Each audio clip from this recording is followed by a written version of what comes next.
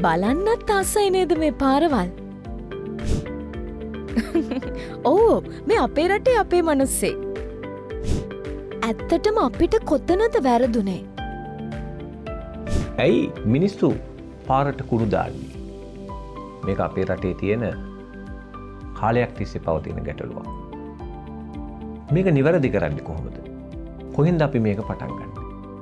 මෙන්න මෙතනදී තමයි මුල් ළමාවිය අපිට වැදගත් වෙන්නේ.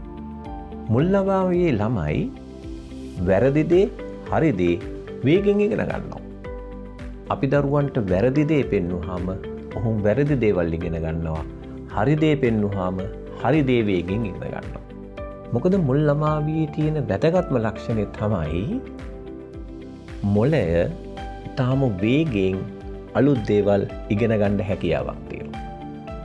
එතකොට අපි රටක් හැටියට හොඳ පරපුරක් පාරට කුණු දාන්න නැති පරපුරක් හදන්න නම් මුල් ළමාවියේ දරුවන්ට මේ නිවැරදි චර්යා උගන්වන වැඩපිළිවෙලක් අපේ මේ පෙර පාසල් වලින් නිවෙස් වලින් ආරම්භ කරන්න ඕනේ. එහෙම නැත්නම් අපිට රටක් හැටියට ඉදිරියට යන්න හරි අමාරුයි.